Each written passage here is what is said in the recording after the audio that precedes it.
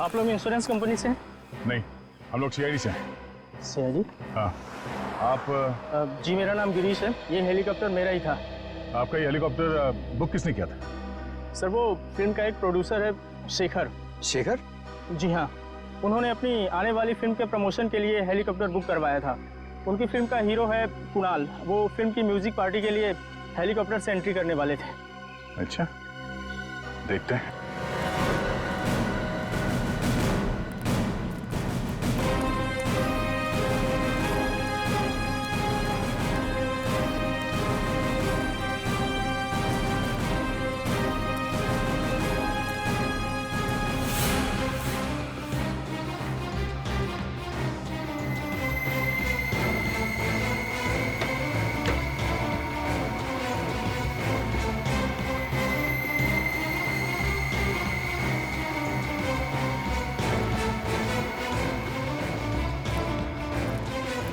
अरे सुनिए, हेलीकॉप्टर के अंदर कोई लाश मिली? नहीं सर। सर, कहीं कुणाल ने हेलीकॉप्टर से कूद के आत्महत्या तो नहीं कर ली? नहीं पंकज, डॉक्टर सालुंके ने बताया कि ये मर्डर है। जरूर कुणाल के साथ कोई ना कोई था हेलीकॉप्टर में जिसने उसे पहले मारा, बेहोश किया और फिर हेलीकॉप्टर से बाहर फेंक दिया, और शायद पैराशूट से वो बाहर निकल गया। सर, कहीं ये सारा किया तरह शेखर का तो नहीं? सर वो हमें होटल में भी नहीं मिला था। सर ऐसा कौन सा प्रोड्यूसर होगा जो अपने ही फिल्म के म्यूजिक लॉन्च में मौजूद ना हो सकता है। एक काम करो, चारों तरफ नजर दौड़ाओ, और हाँ वो ब्लैक बॉक्स पता करो, ब्लैक बॉक्स कहाँ है, उसी से पता चलेगा इस खूनी के बारे में। सर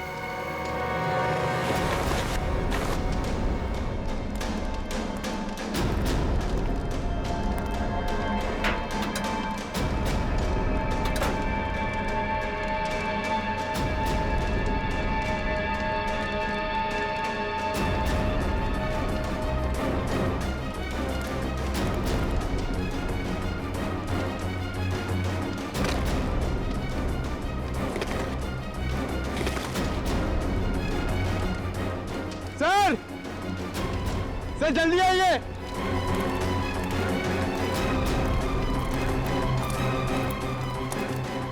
सर ये देखिए, ये पैराशूट है।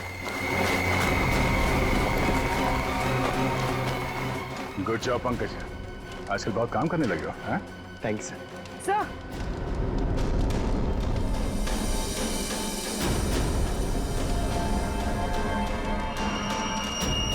पेंडेंट शायद खूनी का हो सकता है, और खूनी शायद शेखर भी हो सकता है।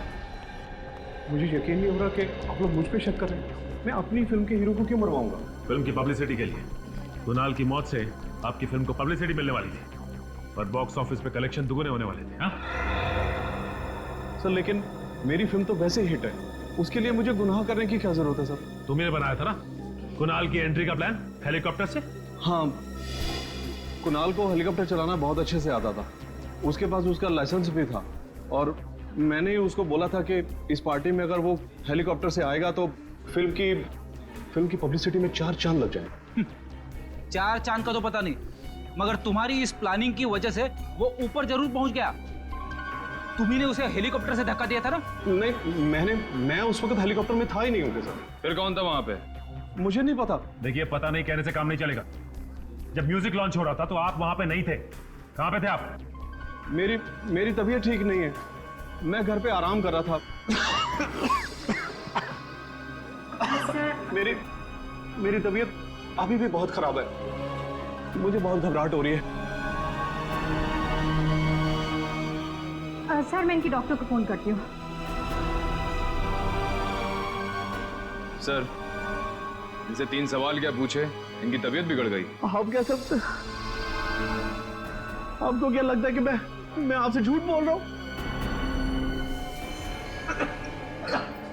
सही में तबीयत खराब हो रही है। शेखर जी क्या हो गया आपको? शेखर जी क्या हो गया आपको? शेखर जी उठिए। शेखर जी क्या हो गया?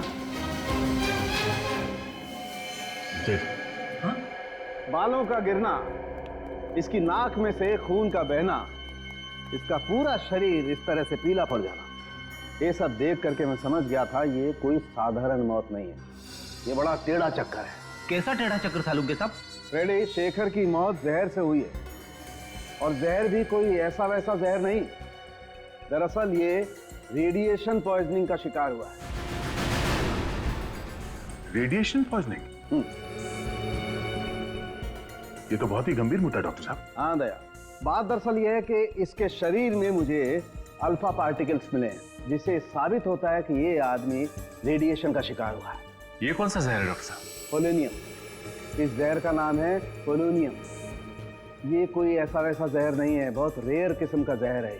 डॉक्टर साहब, ये जहर पोलोनियम असर कैसे करता है? छूने से इसका असर नहीं होता है, कंटेजियस नहीं है ये जहर। इसे खाने या पीने की चीज में दिया जाए तभी इसका असर होता है। ये धीमा जहर, स्लो पॉइजन। इसमें इंसान सबसे पहले अपने आप को बहुत कमजोर महसूस करने लगता है। उसे लगता है जैसे वो बहुत बीमार हो गया है, और उसके बाद उसके शरीर में ऐसे लक्षण आते हैं जैसे इस शेखर के शरीर में आए। उसका एक एक अंग धीरे धीरे काम करना बंद कर देता है, और इस वजह से इंसान की मौत हो जाती है। इतना धीमा जहर? सर, ये जहर शेखर की बॉडी में कब गया होगा? मौत से तकरीबन 24 घंटे पहले। 24 घंटे पहले? और ये पोलोनियम जहर खूनी के पास कहां से आया होगा? ये हर जगह आसानी से तो नहीं मिलता।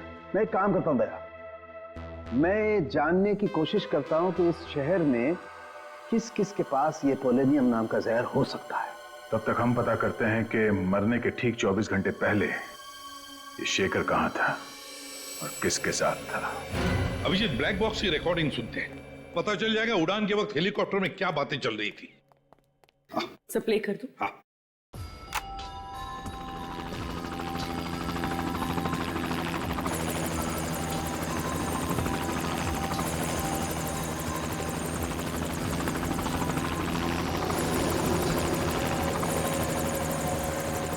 शेखर के साथ ऐसा किया? मुझे यकीन नहीं आ रहा है। क्यों किया ऐसा तुमने? ये जवाब दो। सर, ये तो कुणाल की आवाज है। हाँ अभिजीत, लगता है कुणाल को पता चल गया था कि खूनी ने शेखर को जहर दिया था।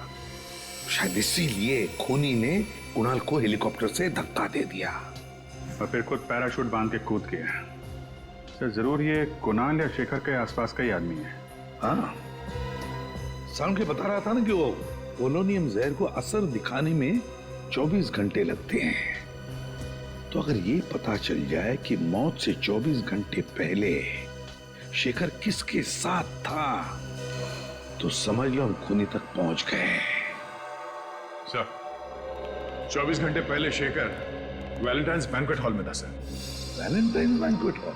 वो तो राजा पार्क के वहां है। हाँ सर, वही वाला। शेखर ने फिल्म खत्म होने की खुशी में वहां पे एक छोटी सी पार्टी दी थी। फिल्म के सारे आर्टिस्ट और टेक्नीशियंस को बुलाया गया था सर इस पार्टी में। तो फिर उन्हीं में से कोई है जिसने शेखर और कुणाल को मारा है। अरे सालुंके साहब, आप यहाँ पे? हाँ अभिजीत, मुझे मालूम है। मुझे यहाँ देख करके तुम्हें उतनी खुशी हो नहीं रही है जितनी लैब में किसी और को देख करके होती है। वो बात नहीं है सर। लेकिन क्या करूं यार, आना पड़ा, क्योंकि उस पोलोनियम वाले साइंटिस्ट का नाम सिर्फ मैं बता सकता हूँ, तारिका जी नहीं। तो फिर साइंटिस्ट का नाम बता सालुंके। देवेन पेटेकर। देवेन पेटेकर? हाँ। ये तो बड़ा भारी नाम है सर। हाँ ब्रेडी, जितना भारी नाम है उतना ही भारी काम है। बॉस, इस देवेन पेटेकर ने पोलोनियम पे जितनी रिसर्च की है ना, उतनी किसी ने नहीं की। उसका एड्रेस वगैरह है? हाँ बॉस, इस कागज पे उसका एड्रेस, टेलीफोन नंबर सब कुछ लिखा। इस डॉक्टर देवेन पेटेकर से तो हम बाद में मिलेंगे, लेकिन पहले ये पता लगाना पड़ेगा कि वैलेंटाइन बैंक्वेट हॉल में शेखर को जहर दिया किसने। कोना कोना अच्छी तरीके से चेक कर लो। शेखर जी 24 घंटे पहले यहाँ थे। अगर उन्हें यहाँ पे जहर दिया गया है तो उस जहरीले रेडिएशन के कोई ना कोई सुराग यहाँ जरूर मिलेगा। सर, मैं आपसे कह रहा हूँ सर, आपको सब कुछ गलतफहमी हो गई है। यहाँ कौन मार सकता है शेखर जी को? अरे यार, मैं तुम्हारे स्टाफ पे थोड़ी ना शक कर रहा हूँ, मेहमानों में से भी कोई हो सकता है ना? वैसे कल स्टाफ में से कौन था यहाँ पे? कितने लोग थे? 3 थे सर। उनमें से 2 तो आज नाइट में है और एक यहीं पे है। उसका नाम मयंक है। बुलाओ मयंक को, बुलाओ।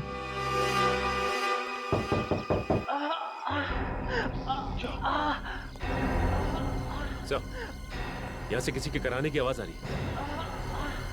कई साइंटिस्ट की जान खबर में तो नहीं है। एक मिनट।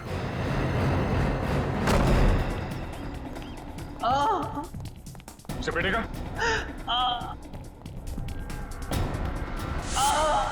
Oh no. सचिन, पूर्वी,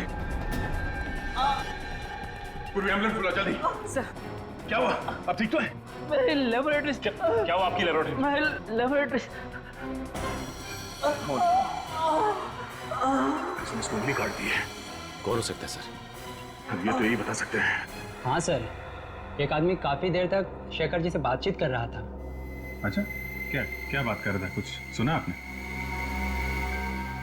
अरे यार सुनो, सीआईडी की मदद करोगे तो कोई तकलीफ नहीं होगी। ओके, बताओ। सर वो विनती कर रहा था कि शेखर जी की आने वाली फिल्म की रिलीज डेट आगे बढ़वा दे, नहीं तो उसका बहुत बड़ा नुकसान हो जाएगा। अच्छा, था कौन ये आदमी? नहीं सर, मैं नहीं जानता वो आदमी कौन था। तो शेखर जी ने क्या कहा? शेखर जी हंसने लग गए और बोले खाना ज़रूर खाकर जाना, अच्छा बना है। और रहा सवाल फिल्म की रिलीज डेट आगे बढ़वाने का, तो वो तो आगे नहीं खिसकाएंगे। अच्छा, कहीं शेखर जी की मौत की वजह फिल्म की रिलीज डेट तो नहीं है? शेखर जी की मौत के बाद अब तो शायद उसकी फिल्म भी वक्त पे रिलीज ना हो पाए। इससे आपकी फिल्म का बहुत फायदा होगा ना। देखिए, किसी की चिता की आग पे रोटियां सेकी नहीं जाती। शेखर जी बहुत ही सीनियर थे और फिल्म इंडस्ट्री के एक नामी गिरामी प्रोड्यूसर थे वो। उनके जाने के बाद फिल्म इंडस्ट्री को जो आघात पहुंचा है उसको शब्दों में बयान करना नामुमकिन है। तो हम मुमकिन कर देते हैं मिस्टर राजेश, शेखर के खूनी की दास्तान सुनाकर। सीआईडी वाले आज यहाँ कैसे आ गए? देखिए प्लीज, अभी आप लोग आ जाइए, हम आपको बाद में जवाब देंगे। शेखर जी का खून क्या है? आप लोग please please please please please cooperate करें। Please please ma'am, please please please please please please आप लोग प्लीज। ये क्या कर दिया आपने? मेरे फिल्म को नेगेटिव पब्लिसिटी दे दी। वो कहते हैं ना आप लोग, any publicity is good publicity. मैं नहीं मानता। मेरे लिए मेरी इमेज और मेरी इज्जत बहुत मायने रखती है। इज्जत मायने रखती है तो फिर खून क्यों किया शेखर का? मैंने शेखर का खून नहीं किया है। मैं एक कलाकार हूँ, फिल्म प्रोड्यूस करता हूँ, मैं खूनी नहीं हूँ। क्योंकि शेखर ने तुम्हारी बात नहीं मानी, अपनी फिल्म की रिलीज डेट आगे नहीं की, इसलिए तुमने ये तरीका ढूंढ निकाला उसकी फिल्म को पोस्टपोन करने का। ये बात सच है कि मैं उनको रिक्वेस्ट करने गया था, लेकिन जरूरी थोड़ी है उन्होंने बात सुनी नहीं तो मैं उनको खून कर डालूंगा। अच्छा, अगर आपने खून नहीं किया तो फिर किसने खून किया? मुझे क्या पता सर, मुझे तो सिर्फ इतना मालूम है कि मैं निर्दोष हूँ।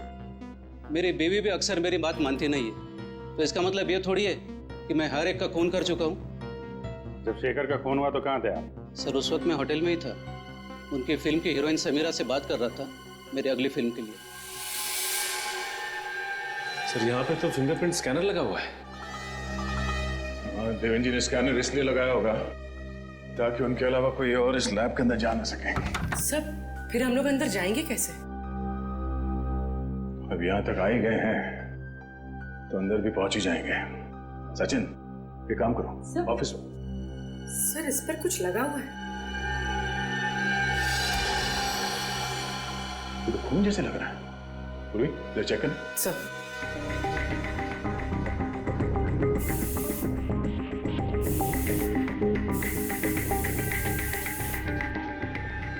सर ये तो खून ही है। यहाँ पे खून कैसे लगा?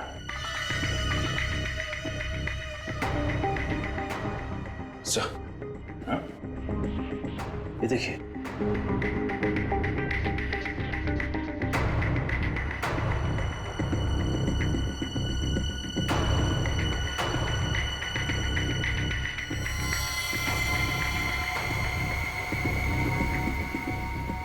सर ये तो किसी की कटी हुई उंगली है। सर कहीं ये उंगली देवेंद्र जी की तो नहीं? अगर ये कटी हुई उंगली देवेंद्र जी की है तो इससे लैब का दरवाजा खुल जाना चाहिए।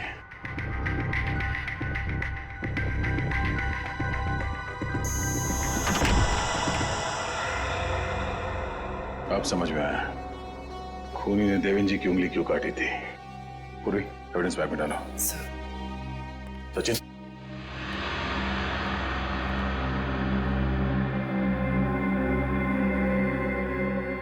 यहाँ का तो सारा सामान बिखरा पड़ा है। हाँ, किसी ने बहुत मेहनत की है यहाँ पे। जरा देखो आसपास कुछ मिलता है क्या?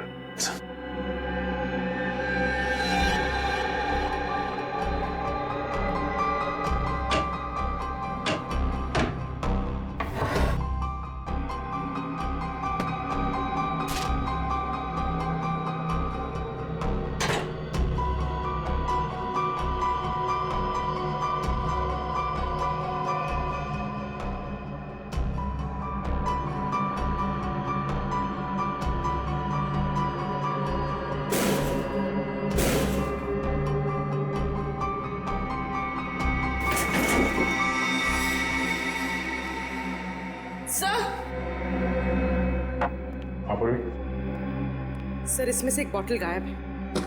गायब है?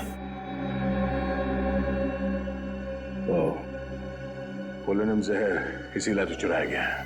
सर, ये देखिए, खून की बूंद गिरी हुई है। देवेंद्र की कटी हुई उंगली तो हमें लैब के बाहर मिली थी, तो फिर ये खून यहाँ कैसे है? सर, कहीं ये खून खूनी का ही तो नहीं है? अगर ये खून खूनी का है तो वो ज्यादा देर हमसे बच नहीं पाएगा।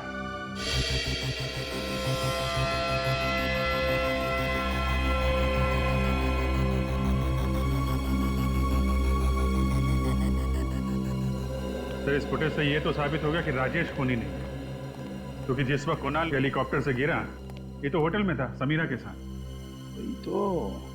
ये तो कोई बाहर का ही है, खूनी कोई बाहर का ही है, पर कौन? वो जो कोई भी है, उसे हंटिंगटन नाम की बीमारी। क्या? हंटर? हंटर नहीं फ्रेडी, हंटिंगटन। ये तुझे लेबोरेटरी में मिले खून की डीएनए से पता चला है ना? हाँ बस, लेकिन सिर्फ इतनी जानकारी मिली है, इसका क्रिमिनल डाटाबेस में कोई रिकॉर्ड नहीं मिला है। कोई बात नहीं पूर्वी, इंटरनेट से चेक करो, देखो इन दोनों फिल्मों से जुड़े हुए किस आदमी को हंटिंगटन डिजीज है।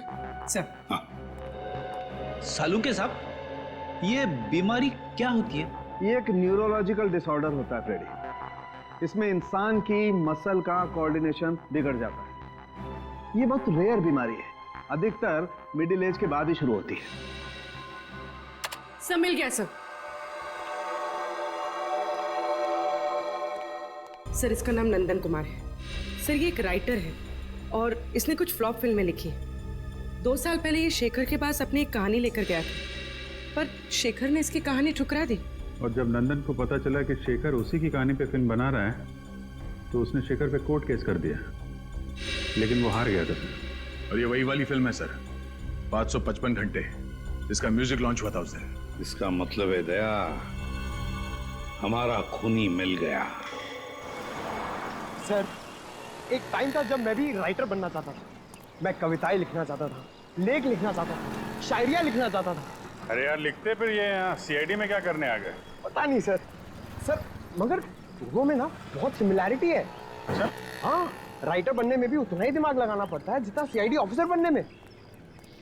तुम अगर राइटर बन जाओगे ना, तो तुम्हारी कहानी में खून और मुर्दे बहुत होंगे।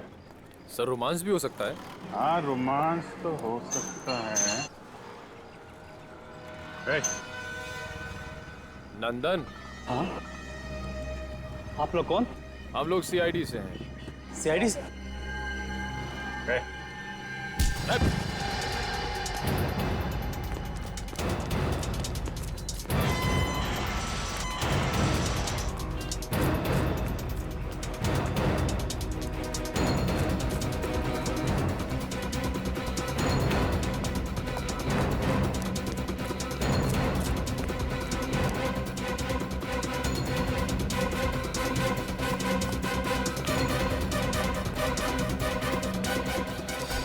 सर, उस तरफ तो नहीं मिला।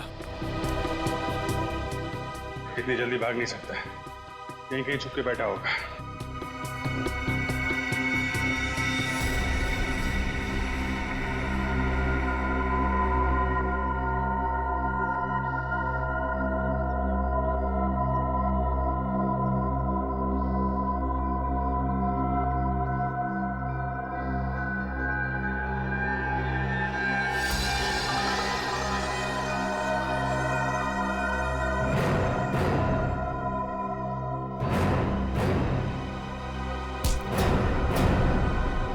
छोड़ दो मुझे, छोड़ दो मुझे।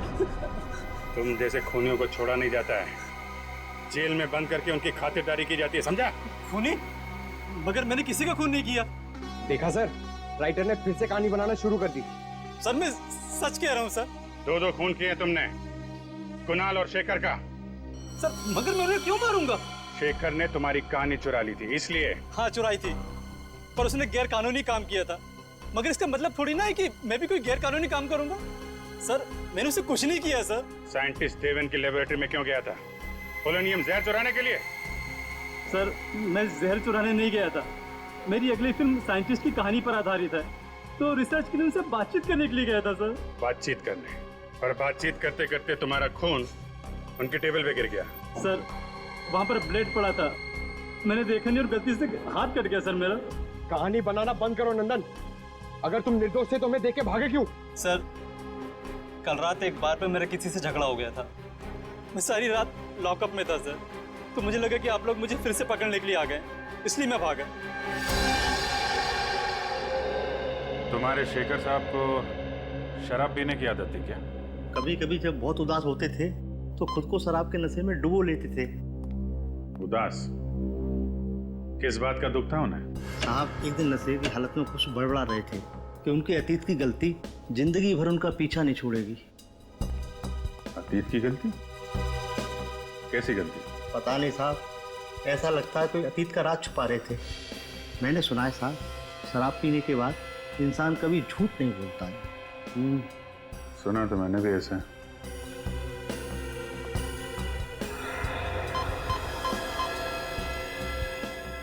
सर ये देखिए सर, इस क्लास में अल्फा पार्टिकल्स मिले हैं सर।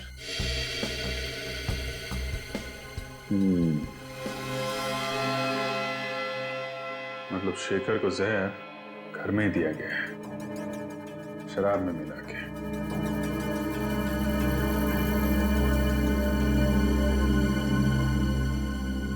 जब शेखर की मौत हुई तुम कहाँ थे? साहब उस दिन काम जल्दी खत्म हो गया था, मैं शाम को ही घर चला गया था। कितने बजे? ये कोई करीब 6:30 पौने 7 बजे। सर! हाँ पंकज? सर ये देखिए, यहाँ पे कुछ गड़बड़ है। निकालो।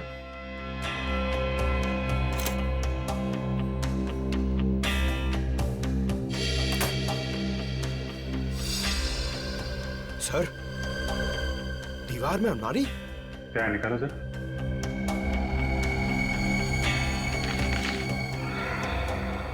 ये देखिए, चिट्ठियां छुपा के रखी हैं। शेखर, लता, लता, किसी लता ने इस शेखर को चिट्ठियां लिखी हैं। कहीं शेखर के अतीत का राज इन चिट्ठियों में तो नहीं छुपा है?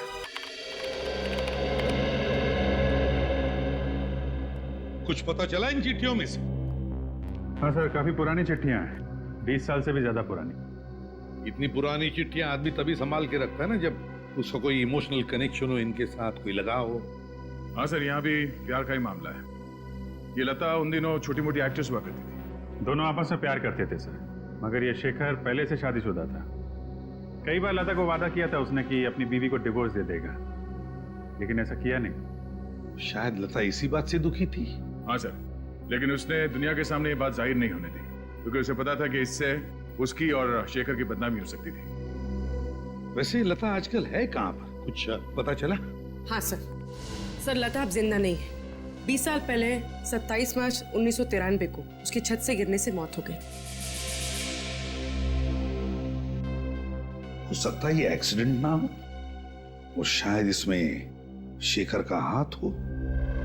फिर 20 साल बाद कोई तो है जो लता की मौत का बदला लेना चाहता है। लग तो ऐसा ही रहा है सर। सर जिस वक्त लता की मौत हुई थी, उसकी एक 4 साल की बेटी थी सेजल। माँ की मौत के बाद उसे अनाथ आश्रम भेज दिया गया था, और अब वो 4 साल की बेटी 24 साल की हो गई है। अच्छा, तो हो सकता है इस बच्चे ने अपना पूरा बचपन माँ के बदले की आग में गुजारा हो।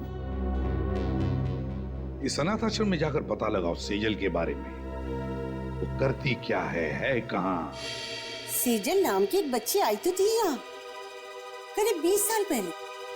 जब वो 8 साल की हुई तो उसे अडॉप्ट कर लिया गया है। किसने अडॉप्ट किया था? मिस्टर एंड मिसेस संजीवन ने। देखिए अडॉप्शन के वक्त का फोटोज है।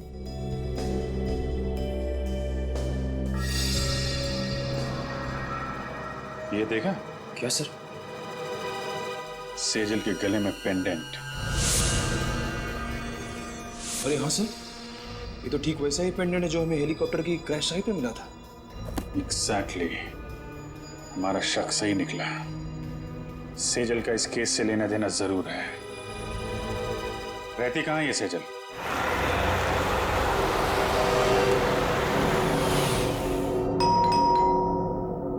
अलका जरा देखना कौन है।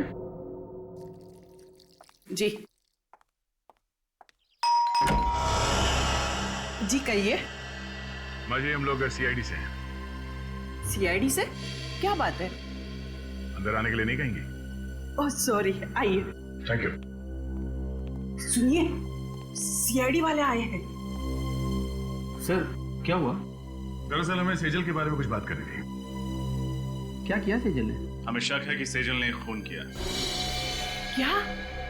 ये आप क्या कह रहे हो? सेजल किसी का खून नहीं कर सकती। तो सेजल को बुलाइए, हम उसी के मुंह से सुनना चाहते हैं। घर पे? जी वो घर पे नहीं है, उसका फोन आया था, वो थोड़ी देर के बाद आएगी। सीआईडी की गाड़ी मेरे घर पे?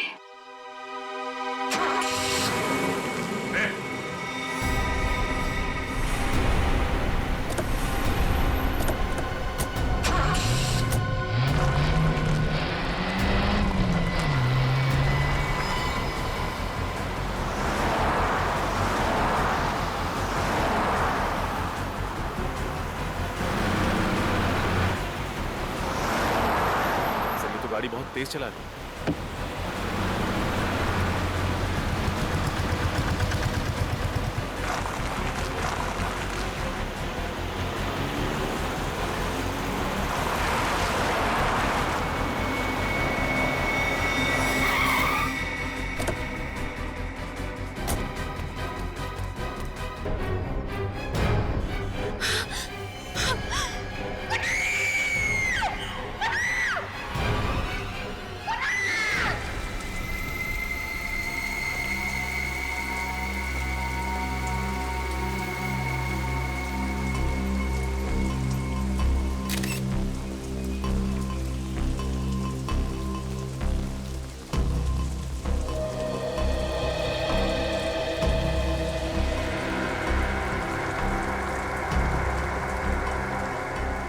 एक काम करो, बॉडी को नीचे उतारो।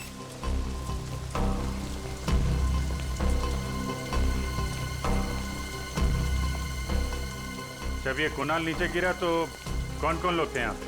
सर मैं और मीडिया वाले थे। कहाँ से गिरा ये? सर पता नहीं, वो नहीं देखा। मतलब? सर मैं मीडिया वालों को इंटरव्यू दे रही थी कि अचानक बहुत जोर से आवाज आई और मैंने पीछे पलट के देखा तो सर मेरी कार के ऊपर कुणाल गिरा हुआ था और सर खून बह रहा था। सर मुझे नहीं पता सर, मैं बहुत घबरा गई थी। ये मैनेजर कौन है? सर मैं इस होटल का मैनेजर हूँ, मैंने ही आपको कॉल किया था। किस रूम में ठहरे थे मिस्टर कुणाल? पता नहीं सर, वो तो होटल में थे ही नहीं।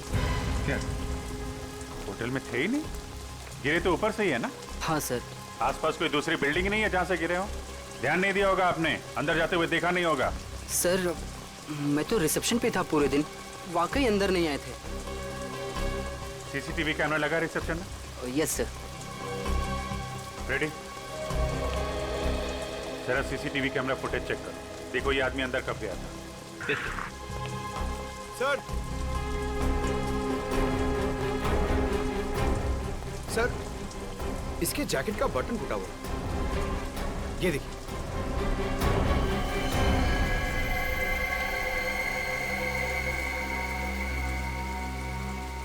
इतना बड़ा एक्टर अपनी म्यूजिक रिलीज में टूटे हुए बटन वाली जैकेट पहन के तो आएगा नहीं। या तो बटन नीचे गिरते हुए टूटा है या फिर तोड़ा गया है। हाथापाई में। इसका मतलब मरने से पहले इसका झगड़ा हुआ था किसी के साथ? लग तो ऐसा ही रहा। अच्छा, कुणाल का किसी के साथ कोई झगड़ा वगड़ा हुआ था क्या? नहीं सर, कुणाल बहुत ही अच्छा लड़का था। वो हमेशा सबसे मिलजुल के रहता था। सर, उसका झगड़ा किसी के साथ हो ही नहीं सकता। आप? मैं इस फिल्म का डायरेक्टर हूँ, करण नाम है मेरा। आई सी।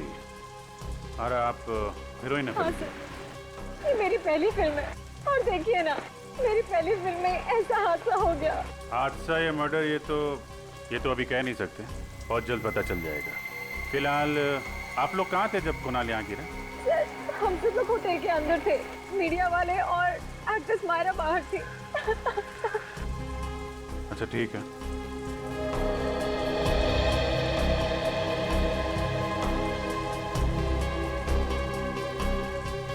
जिस तरीके से ये कार की छत हिचकी हुई है, काफी इम्पैक्ट है।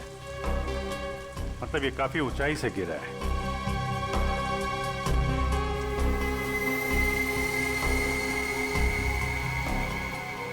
अजीब बात है, सारी खिड़कियों पे तो ग्रिल लगा है, खिड़की से तो गिरा नहीं है, छत से ही गिरा होगा।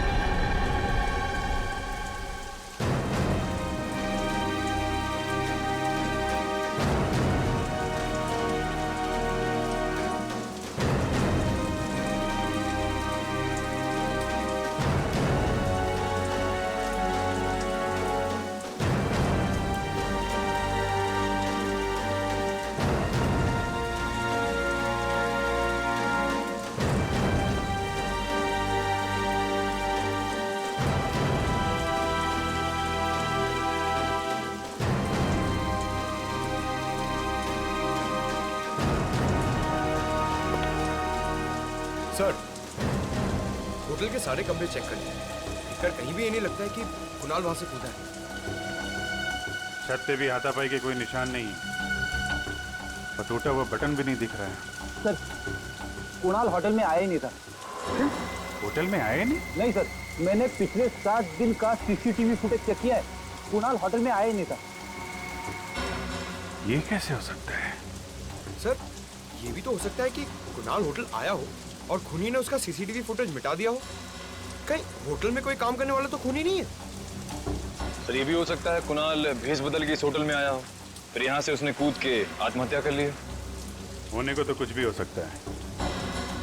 अब तो डॉक्टर साळुंके ही बताएंगे कुणाल का खून हुआ है या कुणाल ने आत्महत्या की है।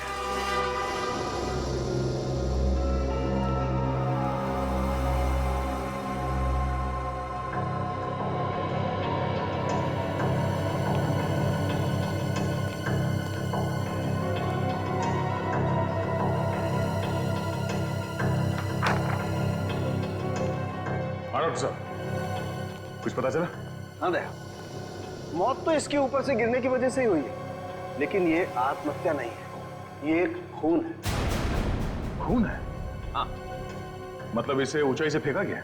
हाँ दया। पर ये आप कैसे कह सकते हैं? देखो दया, ये ऊपर से गिरा है अपने शरीर के दाएं हिस्से की तरफ से, इसीलिए इसके शरीर पर ये दाएं हिस्से की तरफ सारी चोट आई है।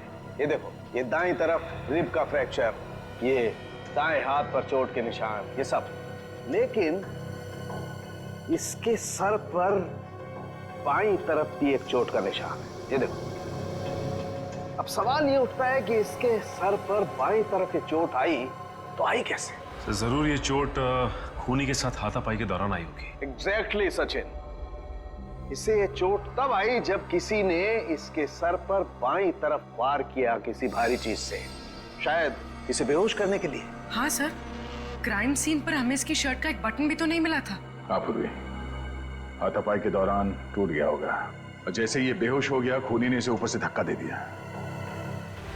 पर इसे धक्का दिया तो दिया कहां से?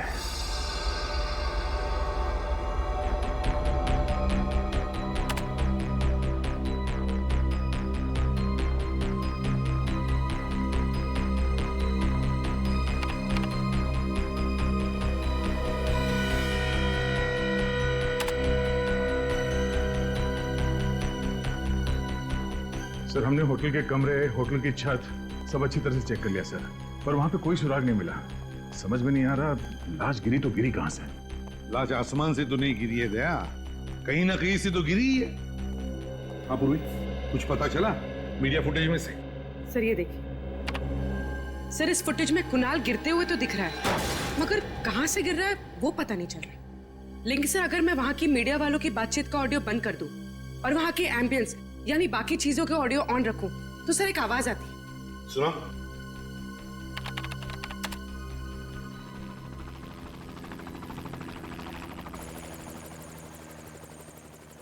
सर ये कैसी आवाज है? देखते हैं फ्रेडी, पता करते हैं। जरा फिर से सुनो।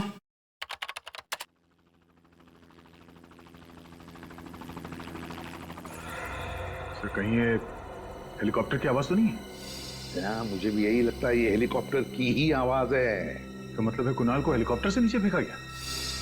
मीडिया इवेंट के दौरान हेलीकॉप्टर उड़ा होगा और उसी में से कुणाल को नीचे गिरा दिया गया होगा।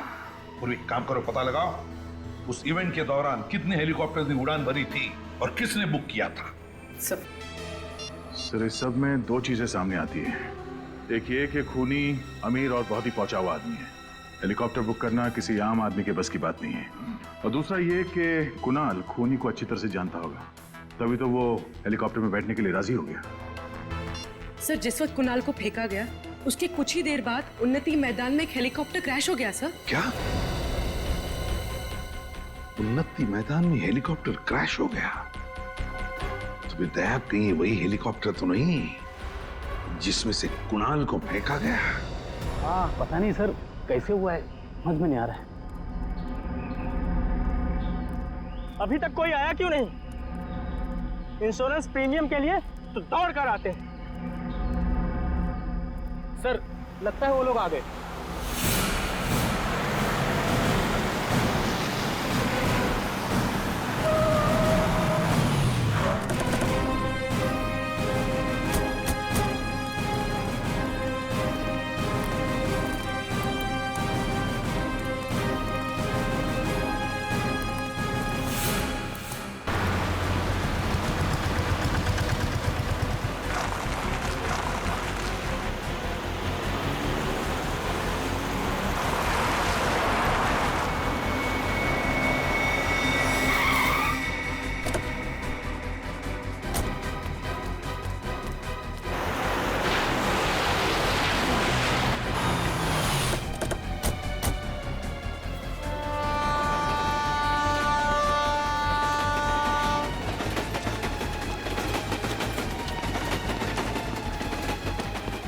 रुक जाओ।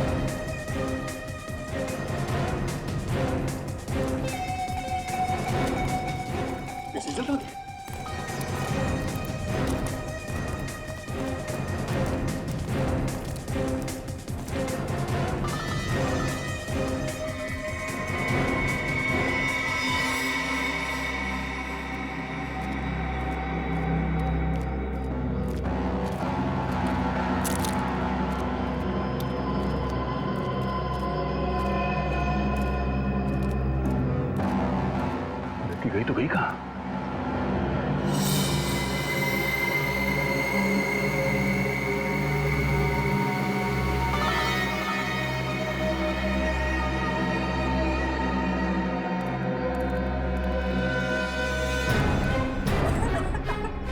बस बहुत भाग ले, अब जरा अपना मुखड़ा तो दिखा दे।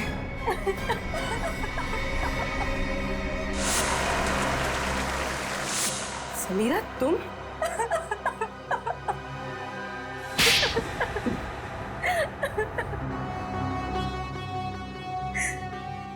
किसी भी बच्चे के लिए उसकी माँ की मौत से ज्यादा दर्दनाक और कुछ नहीं हो सकता। 4 साल की थी मैं, 4 साल की, जब वो शेखर की वजह से मेरी माँ की मौत हो गई।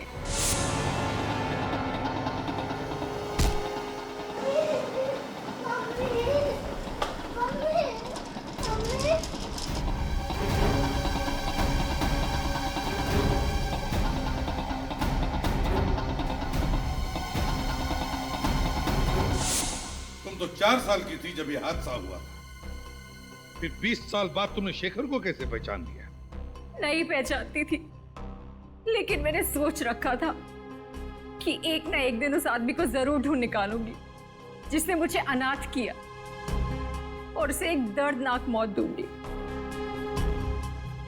मैंने पोलोनियम के बारे में कहीं पढ़ा था कि एक धीमा जहर है और सोच लिया था कि इसी से शेखर को मारूंगी। पर शेखर को ढूंढा कैसे तुमने? मैंने उसे नहीं, उसने मुझे ढूंढा। वो अपनी फिल्म के लिए एक हीरोइन की तलाश कर रहा था जिसके जरिए वो मुझ तक पहुंच गया। अच्छा, तो फिर इत्तेफाक से उसके घर में तुमने तुम्हारी माँ ने लिखी हुई चिट्ठियां पढ़ ली और तुम समझ गई कि तुम उस खूनी तक पहुंच गई हो, है ना? हाँ, मैंने उसी दिन से उसे मारने का प्लान बना लिया था।